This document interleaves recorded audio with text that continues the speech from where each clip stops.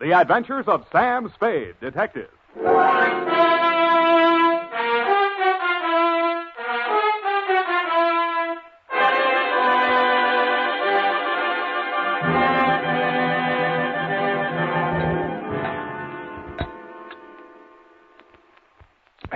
To Thelma Darling. Last name, Sam. Roger. Thelma Roger. Darling. I only asked, Sam. Let's get on with it. Yes, Sam, I'm sorry. From Samuel Spade, license number 1375596. Subject? Subject, the Quarter Eagle caper. Dear Thelma Darling. Sam, Yes, F? isn't that redundant? Again? The salutation, Sam. Shouldn't it be Dear Thelma or Thelma Darling? But not both? Now, get this, F. It's real deep. Her name is Thelma Darling. I have that, dear. Thelma Roger. Darling, it's a name. Her father was a darling before her. Oh, really, Sam? Can't you take a joke? On the egg type, you should paste a label, grade AA, fresh. Dear Thelma Darling, I'm stubborn. Not all of this will be news to you. The part that is will be bad news. The start of it was not a quarter eagle, but a bald eagle. He swooped in through the door of my office, landed in front of my desk, perched on the edge of a chair, and said... My name is Eagle, Mr. Spade. Junius J. Eagle. My card. Eagle Vending Machine Company. Huh? They call me the Gumball King. I'm proud of it. Care to join me in a ball, sir? Not while I'm on duty. Ah, that's very good. Our new avocado flavor. Yes, I've kept the Bay Area chewing for 20 years. And I will not be swerved from my purpose. Bully. I intend to fight them tooth and nail. Hammer and tongs. To the last ditch. Bravo. But I'll need help. That's why I've come to you. My competitors, Mr. Spade, are leaving no stone unturned in their contemptible campaign to drive me out of business. Now they've resorted to outright sabotage. In short, they have hired hoodlums to destroy my gumball machines. They've already smashed 11. And they won't be content until they've demolished my entire equipment. Sounds like a police case to me, Mr. Eagle. No, I've been to the police. No, they don't understand my problem. Gave me a lot of double talk about juvenile delinquents. Ha, my foot. Cutthroat competition. You're sure of that? Well, what would you think? If theft were their motive, they most certainly would steal the pennies from the machines, but what do they take? My gumballs. And why do they do that? I'll buy it. Oh, by all means. Oh, here, try this. It's our bestseller in Chinatown. We call it Subgum. Better not. I have to drive later. Now, I had the foresight to buy up a 3-year supply of chewing gum at non-inflation prices. So I see. Well, you can see with what thoroughness they encompass my ruination. They are not only smashing my machines, they're making off with my gum. And you want me to try and stop them? No, I do not. No. I want you to catch them in the act and find out who is paying them. Well, okay, Mr. Eagle. I'll see what I can do. Good. Now, in this envelope is a list of my machines and their exact locations, together with a check for your retainer. Thank you, Mr. Eagle. I'll keep in touch with you. Mr. Eagle, I meant to ask you, how many of these gum machines do you operate here in town? 300. And guard them well. 300? 300 nuts. 300 nuts, Sam? No, 300 gums. Gumball machines. Sam, isn't it wonderful you took this job? I mean, because of my penny card. I'm sorry if I wasn't listening. My penny card, Sam. My new one, that is. I've already completed my Lincoln series, and now I'm collecting Indian heads.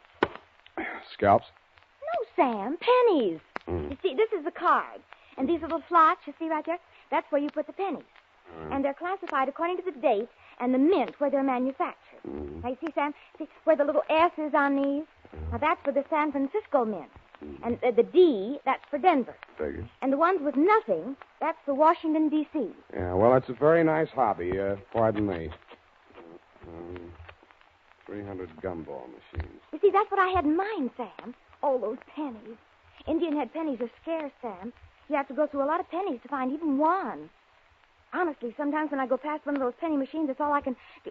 Oh. F, this is all right between you and me, but don't ever mention your hobby to Mr. Eagle. No, I won't. Riddle me this, sweetheart. How does one detective guard 300 gumball machines scattered all over the city? Well, if they're going to smash all of them, you could just pick out one in the middle and somewhere and wait. No good. If it's an organized plan of sabotage, there might be some pattern. You seem to have given this some thought, though, Effie. How would you pick them? In the busy places where they'd have more pennies. But they're not after the pennies. They take the gum. Well, then maybe the quiet sections where they don't sell much gum. Well, they've knocked over 11 so far, here, there, and everywhere. Busy spots, dead spots. No pattern at all. You know, Effie, maybe I've bitten off more than I can chew.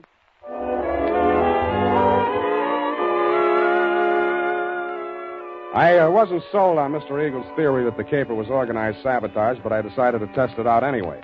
I learned the operation did follow a pattern, unless it was coincidence that the 11 machines knocked over the previous night were the same 11 machines that had been refilled that afternoon. I checked with the Eagle Company's maintenance man and learned that only 5 had been refilled today.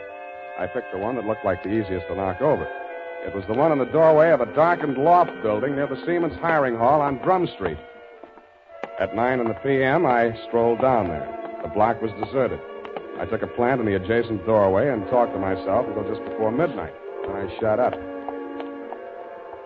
My heart skipped a beat as she passed under the light. Red hair. My secretary? Then I noticed how she was dressed. Not on the salary I paid her. She paused before the gum machine, opened a large handbag, stripped off her long black gloves, dropped them in her purse, and took out a small Boy Scout-type hatchet.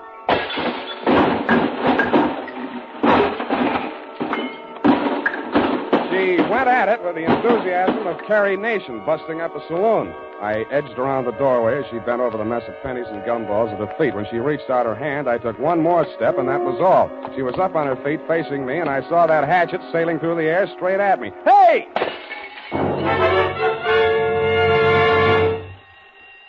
Now see what you've done. Yeah, I'm sorry. I won't let it happen again, I hope. Well, don't just stand there. Let's get out of here. That noise, it'll bring the police down on us. Yeah, you're right. No, not that way. The alley. And that's how I met you, Thelma, darling. Pausing only to pick up an Indian head penny for luck, I escorted you through the alley to Washington, up Washington to Salon, jogged through Front Street, and followed that to Market, where we entered the Happy Hour Bar and Grill by way of the kitchen. You proceeded unfalteringly to the darkest booth. We sat down and caught our breath. You ordered a pirate's dream. By the way, I did get that recipe. Lime juice, grenadine, passion fruit, a sprig of mint, and 6 jiggers of rum. After 2 swallows, I heard myself saying, now aren't you ashamed of yourself? But, Sam, why should I be? After what I've been through, I think I deserve a drink. I didn't mean that. I meant throwing that hatchet at me. I thought you were Merle. Who's Merle? Why, he works for Mr. Chiselhurst. Yeah, that figures. Now tell me who Mr. Chiselhurst is. Not who he works for, just who he is. He was acting as my agent for the sale of the pearl. Well, Natch. Look, please, don't make me say what pearl. It's called the Black Pearl of Galila Bay. My brother brought it back from the South Pacific when he was in the war. Oh, yes. When he went to prison, he gave it to me to keep for him. Uh-huh. So you decided to sell it? I had no choice. I needed the money desperately to finance his appeal. Finance it comes his up appeal. next week. Mm-hmm. If I don't get that pearl back, I don't know what I'll do. You've got to help me. What makes you think it's in a gumball machine?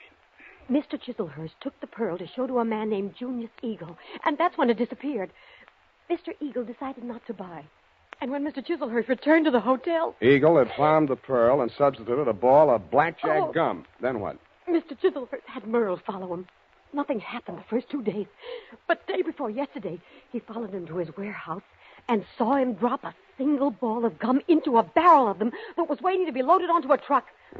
The pearl must have been hidden in it. Why else would he do a thing like that? Uh-huh. He would put a valuable pearl in a machine where anybody could buy it for a penny. I suppose it'd be safe for a few days. I don't know how these machines work. Well, now you know why I had to break those machines. Nuh-uh. You don't believe me? Mm-mm. Well, what are you going to do? Check the psycho wards and find out which one you escaped from.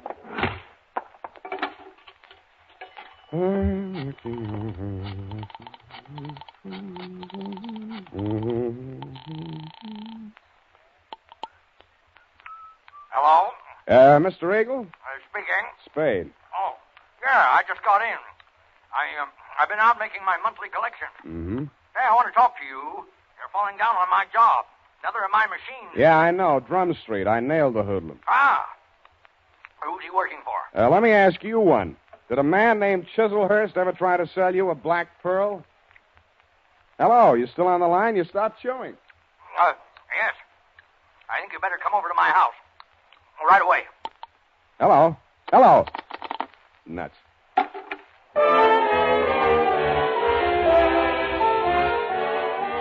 When I came out of the phone booth, I wasn't surprised to find that you had flown the coop, darling, if I may call you by your last name. But I was surprised at what I found at my client's house.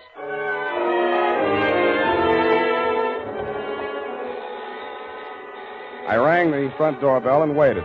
Nothing happened. Then, through the glass door, I saw a man rush out on the landing at the top of the stairs. He half ran, half stumbled down the long flight to the entrance hall, yanked open the door, and tried to shove past me. I grabbed him. Get out of my way. Wait a minute. Let go. I got to get a doctor. You're bleeding. No, not me. I've got to get a doctor. Why don't you phone? They ripped the wires out. Now let go, or it'll be your fault if he dies. I memorized his mug, lifted his wallet as we unclinched, and let him go. On the way upstairs, I checked his ID cards. Higgins, Morris L., employer, Eagle Vending Machine Company, occupation, maintenance supervisor. On the floor of a room at the top of the stairs was quite a sight. The floor of the room was covered almost completely with pennies. In the middle of it, sprawled forward like a miser who had been attacked while counting his hoard, was Junius J. Eagle. The wound in the back of his neck could have been caused by a small hatchet. There was a bookkeeper's account sheet open across the desk, and scrawled across the neat rows of figures, there were 3 words: Spade, Quarter, and Eagle.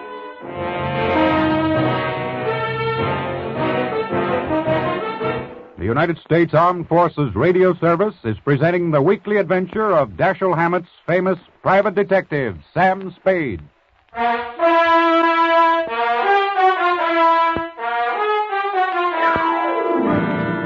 And now, back to the Quarter Eagle Caper. Tonight's adventure with Sam Spade.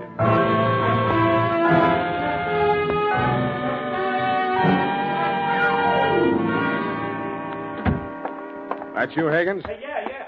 Save yourself the trip upstairs. There's nothing you can do for him. Oh, dead, huh? Yeah. Well, I guess he won't need that doctor I called. We can use one anyway. Did you tell the doc Eagle had been stabbed? Yeah, sure I did. Yeah, well, that means the law will come with him or ahead of him. But I don't get it.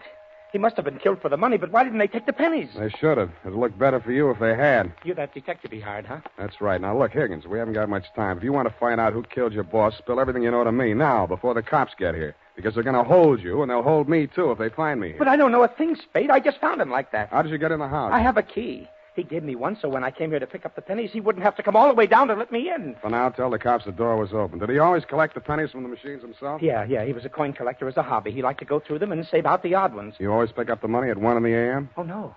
No, he called me tonight a little past midnight, and he asked me to come right over. Hey, look, you got to believe that. I do. He said the same thing to me. What do you know about a man named Chiselhurst? Hey, wait a minute. That's the name of the guy that ran into my truck yesterday coming down the California incline near Grant. He slammed right into the rear of my truck. I tangled with his chauffeur, some punk kid. Named Merle? Yes, that's what they called him. And there was a dame in the car, too, a redhead. Any report on the accident? No, the cop took it down on the beat there. There wasn't no damage. Sounds like we haven't got much more time here. Oh. What exactly happened the night the first gum machine on your route was smashed up? Come on. Well, first off, I went to a bowling alley on Church Street and removed our machine there. It was discontinued. Wait a minute. Where did you take it? Back to the shop? Oh, wait a second. I got it here in my book. Come on. All right, I'm hurrying. Here it is, 11864. Mm-hmm. No, I exchanged it for an out of order down on Drum Street. Did you leave the pennies in it? Oh, sure. They only get collected once a month. How much gum was in it? About half full. I didn't refill it until today. Yeah. What's your system on the refill operation? Well, I carry about 4 extra machines in the truck. When I go to fill a machine, I take one of the extras already filled out of the truck and trade for the empty. Yeah. Then I fill the empty one in the truck, and that saves me from carrying the bag around. Now, is there anything else I can tell you? Yeah. Huh? Does Quarter Eagle mean anything to you? No. Okay, now where's the back door?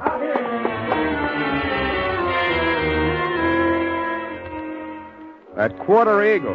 What was it? Was it a wrestling hole like the Half Nelson? I thought of asking Effie, but I was afraid she'd know. I was sure that if I could find Chiselhurst, I could get all the answers at once. That collision between his car and the rear end of Higgins' truck was a good lead in more ways than one. It meant that at least part of your story, darling, was true. But you neglected to tell me that you, Chiselhurst, and Merle had been tailing Higgins' appointed rounds of the gumball machine. I checked the police report on the accident. The car was registered in Great Britain. The report said transient, no local address, and So to bed. I dreamed it was next Thanksgiving, and I was eating a roast of quarter eagle. Then it turned into crow.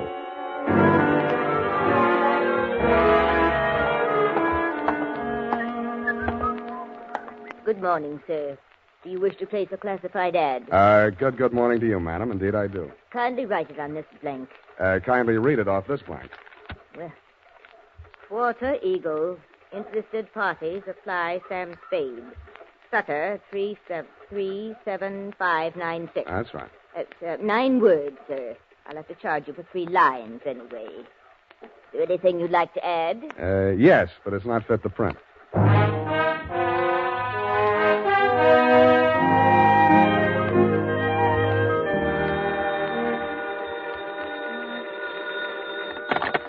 Barney's Beanery. Mr. Spade? Yeah. You got it for sale, the quarter eagle? Who's speaking? I am speaking. Sergei Zacharias. Zacharias. You are numismatist? No, this is Mr. Spade himself. Look, I'd like to talk to you personally. Where can I reach you? Oh, I am by my shop, 2 doors from Belvedere Coffee Shop on O'Farrell Street. Okay, Mr. Zacharias, I'll be right over.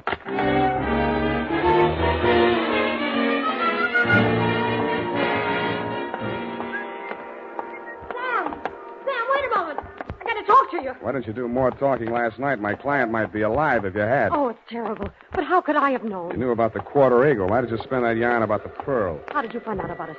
Dead men sometimes do tell tales. Surely you don't think that I had anything to do with that. He was only hacked to death with a hatchet like the one you threw at me. That makes you look fine. All right, I killed him, if that'll make you listen to me. Sam, don't go into that shop. Please, it's it's a a new trap. suit. You don't know that man Zacharias. He's the cause of all our troubles. You mean he sold you that hatchet? Sam, please. Quit clawing me. Let go. I won't allow you to go in there. I won't.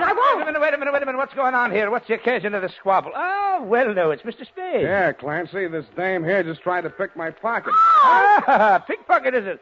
Glory be in such a pretty one, too. Never mind that, Clancy. Just have it locked up. I'll be down later to prefer charges.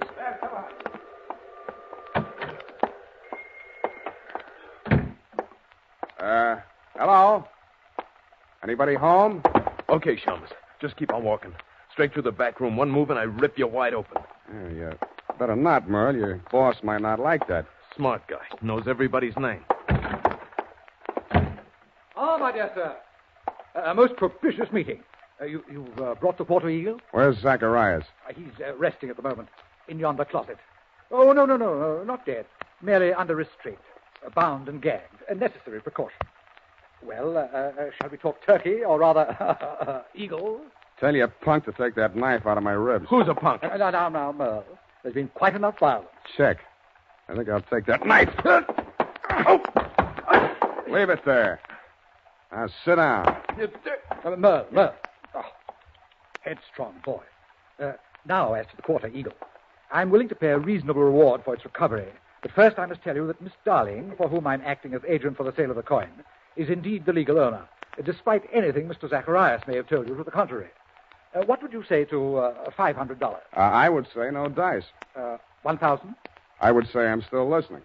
Sir, you seem to exaggerate the value of that tiny gold piece. It was worth one human life to somebody. That sounds like more than $1,000 to me. You may find the market valuation of that particular mintage of the quarter eagle in my coin catalog, $10,000. But, sir, that valuation is based upon the mistaken belief that there were only 2 in existence. It was while rummaging in her grandmother's attic that Miss Darling came upon a third. When she brought it to me, I could scarcely credit it. It was matter of official record that 2 specimens had been stamped out when the die broke. And then it came to me. There must have been a third. Namely, the coin which was in that rude stamping press when the die broke. Closer examination of the quarter eagle now in your possession revealed certain markings. Yeah. Some defective feathers in the war bonnet on the obverse. And a cleavage in the numeral 4 of the date, 1841. Yeah, all right. So how much is it worth? Well, as I say, the price last paid was $10,000. I think we may safely assume it would bring several times that amount in today's market. But only, mind you, if but 2 specimens, not 3, are in existence. So you decided it would be more profitable to clam up about it and see what the owners of the other 2 coins would pay to keep this one off the market. Precisely, sir. How did it get in that gum machine? Therein lies the tale. Keep it short, will you? I'm getting hungry. Well, sir, I brought the quarter eagle to Mr. Zacharias. Yeah. Who was acting as agent for the owner of the other 2 coins, An Australian sheep herder, I believe. Retired now. Yes, I'm glad. Well, not to put too fine a point on it, Mr. Zacharias' offer was so poor that I took umbrage. Oh, you didn't? I gave him a caning and left the premises. Really? But I'd gone no farther than half a league up Turk Street when I became aware that two ruffians were skulking at my heels. No. Sent, I had no doubt, by Mr. Zacharias to rob me of the Quarter Eagle. Egad, sir. Precisely. Knowing full well that they would not dare to strike in a populous, well-lighted resort, yes. I entered a bowling alley at the corner of Hyde Street. No pun intended. Thank you for that, sir. But there upon the wall, I spied a penny vending machine, and the word Eagle caught my eye. Association of ideas, no doubt. No doubt. But that, sir, is how I came to put the Quarter Eagle into Mr. Eagle's gum machine. Yes, I think I can take it from there. When you went back, the machine had been taken out by the Eagle Company's maintenance man, right? Not quite. I caught him in the very act of removing the machine and followed him out of the building. Yeah, but then you lost track of the machine. I found out why. Never mind that now. What I want to know is who followed Mr. Eagle home the night he was killed. I'd rather not say. Then all bids are off. One moment, Mr. Spade. Yeah? Am I to infer that your price for the Quarter Eagle necessarily includes bringing the murderer to justice? Just that, Mr. Chislehurst. Well, I suppose there's nothing for it but to make the supreme sacrifice. Merle. Me? You double-crossing pig? Now, Merle, you know perfectly well you did away with poor Mr. Eagle. Shut up. I'll cut you to pieces. Gross insubordination. You deliberately exceeded your instructions. I wanted you to apply only sufficient violence to recover the coin. Instead, you seized the opportunity to satisfy your nauseating bloodlust. Really, Merle? Cut you to pieces. I'll cut you to pieces. All right, drop. Ow! Drop the shiv, Merle. Nice happy punk. Egad, that was a near thing, sir. The base ingratitude of that boy. Oh, well, what's done is done. When may I expect delivery of the Quarter Eagle?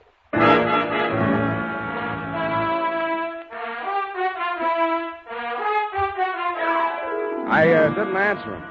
To cover my embarrassment, I gagged him, manacled him to Merle, and delivered the package marked one murderer, one accessory to the dumbfounded minions of the law. And that, Thelma, darling, I regret to inform you, is still the crop. After I'd sprung you from the pokey, I got hold of Higgins, and we went through every coin out of every Eagle gumball machine in the city of San Francisco. It couldn't happen, but it did. Your Quarter Eagle is, shall we say, no place. Period. End of report. Sam, I'm disappointed in you. Well, so am I, sweetheart. But I'll forgive you if you found even one Indian head penny from my penny card. Yeah, just one from that machine on Drum Street. Oh, Sam. There you are, sweetheart. Oh, thank you. And it's an old one. And older than I feel. Go type that up. Sam,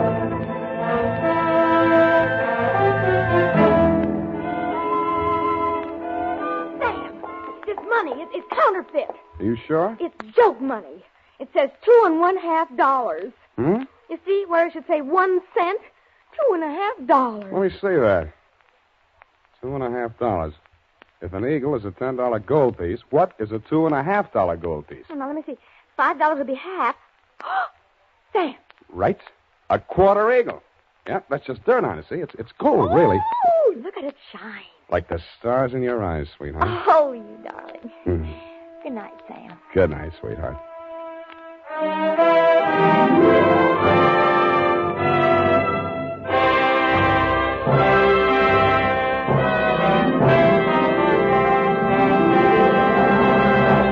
The Adventures of Sam Spade, Dashiell Hammett's famous private detective, are produced and directed by William Spear. Sam Spade is played by Howard Duff. Lorene Tuttle is Effie. This is the United States Armed Forces Radio Service, the voice of information and education.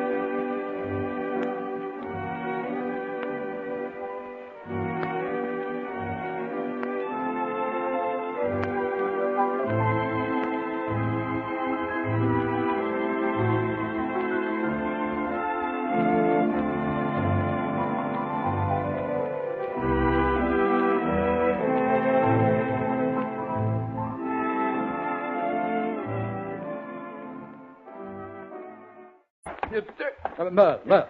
Oh, headstrong boy. Now, as to the Quarter Eagle. I'm willing to pay a reasonable reward for its recovery, But first I must tell you that Miss Darling, for whom I'm acting as agent for the sale of the coin, is indeed the legal owner, despite anything Mr. Zacharias may have told you to the contrary. What would you say to $500? I would say no dice. 1,000? I would say I'm still listening. Sir, you seem to exaggerate the value of that tiny gold piece. It was worth one human life to somebody. That sounds like more than $1,000 to me. You may find the market valuation of that particular mintage of the Quarter Eagle in my coin catalog, $10,000. But, sir, that valuation is based upon the mistaken belief that there were only two in existence. It was while rummaging in her grandmother's attic that Miss Darling came upon a third. When she brought it to me, I could scarcely credit it. It was matter of official record that two specimens had been stamped out when the die broke. And then it came to me. There must have been a third. Namely, the coin which was in that rude stamping press when the die broke. Closer examination of the Quarter Eagle, now in your possession, revealed certain markings. Yeah. Some defective feathers in the war bonnet on the obverse. And a cleavage in the numeral 4 of the date, 1841. Yeah, all right. So how much is it worth? Well, as I say, the price last paid was $10,000. I think we may safely assume it will bring several times.